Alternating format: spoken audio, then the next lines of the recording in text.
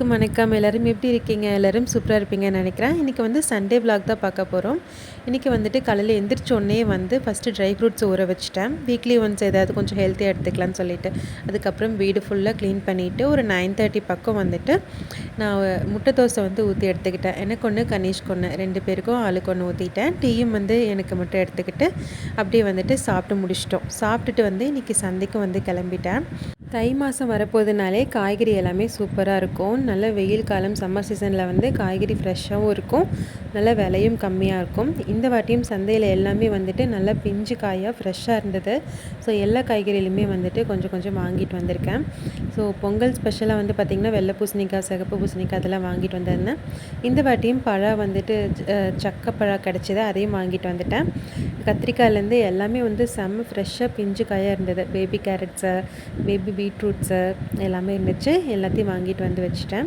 நம்ம வீட்டில் பாவக்காய் கொடி வந்து நல்லா காய்ச்சி முடித்து காஞ்சே போச்சுங்க. ஸோ அதனால் இந்த வாட்டி பாவக்காயும் வாங்கிட்டு வந்துட்டேன்.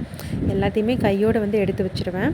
வாங்கிட்டு வந்த காய்கறி அப்படியே வைக்கக்கூடாது. கையோடு அதை எடுத்து ஃப்ரிட்ஜில் வச்சோம்னா தான் நமக்கு வந்து அது ரொம்ப நல்ல பாசிட்டிவிட்டி கிடைக்கிற மாதிரி இருக்குது. ஃபஸ்ட்லாம் எடுத்து வாங்கினேன்னா அப்படியே வந்து வச்சுருவேன். சாயந்தரமாக சமையலெல்லாம் முடித்து சாப்பிட்டுட்டு தான் எடுத்து வைப்பேன். பட் அப்படி பண்ணுறத விட கையோடு எடுத்து வைக்கும்போது நமக்கு அதை அடிக்கடி திரும்ப திரும்ப வாங்குற மாதிரி ஒரு ஃபீல் வந்து எனக்கு கிடைக்குது. ஸோ அதனால் வந்து கையோடு அதெல்லாம் எடுத்து ஃப்ரிட்ஜில் வச்சுட்டேன். இன்றைக்கி சண்டே ஃபுல்லாக க்ளீனிங் ஒர்க் தான், பொங்கலும் வந்துருச்சா. ஸோ அதனால் ஃபுல்லும் ஒர்க் இருந்துச்சு. அதனால் சமையல் வந்து ரொம்ப சிம்பிளாக தான் பண்ணியிருந்தேன். தேங்காய் பால் வந்துட்டு சந்தைக்கு போகிறதுக்கு முன்னாடியே வந்து எடுத்து வச்சுட்டு போயிட்டேன். ட்ரை ஃப்ரூட் ஜூஸும் குடிச்சிட்டு தான் போனோம். ஸோ அதை அரைக்கும் போதே தேங்காய் பால் அரைச்சி வச்சுட்டேன். ஸோ வந்தோடனே ஜஸ்ட்டு சிம்பிளாக தேங்காய் பால் குஸ்கா வந்து ரெடி பண்ணிவிட்டு சிக்கன் வந்து கிரில் சிக்கன் வாங்கிக்கலான்னு சொல்லிட்டு கடையில் தான் வாங்கியிருந்தேன். ஸோ செவ்வாய்க்கிழமை தான் பொங்கல் வருதுன்னு சொல்லிட்டு நான் கடையில் வாங்கிக்கலாம் சிக்கன் சொல்லி அதை வாங்கியிருந்தேன்.